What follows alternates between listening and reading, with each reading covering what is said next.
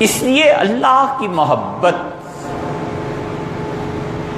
اور انسانی نفس یہ دو چیزیں ہیں جو آپس میں ٹکرانی چاہیے،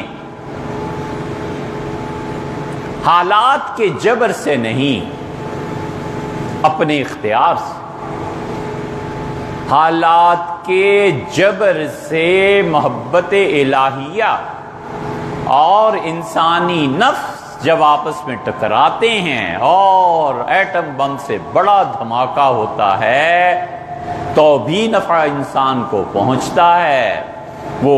چاہتا ہے اس گناہ کو کر گزرے اور پوری تیاری اس گناہ کے لیے ہے، اور پیسہ بھی ہے اور مال بھی ہے اور حالات بھی ہیں، اور پورا پروگرام بن گیا اور ٹائم طے ہو گیا کہ اس گناہ کو کرنا ہے، اور اچانک فون آیا کہ فلاں کا انتقال ہو گیا، ساری خوشی غارت ہو جاتی ہے۔ یہ جبر ہے حالات کا، یہ جبر ہے ماحول کا کہ گناہ نہیں کر سکتا۔ یہاں پہنچ کے حالات کے جبر کا جب خدا کی معصیت سے ٹکراؤ پیدا ہوتا ہے تو یہ ٹکراؤ اس کو اللہ کا قرب دیتا ہے۔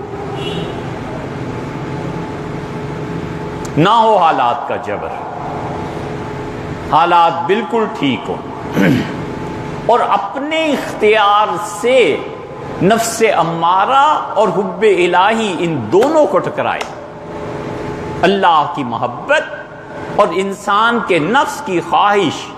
خود تماشا دیکھے ٹکرا کے اس کا، یہ اللہ کا وہ قرب ہے جو کروڑوں نفلوں سے بہتر ہے، اور یہ اللہ کا وہ قرب ہے جو انسان کو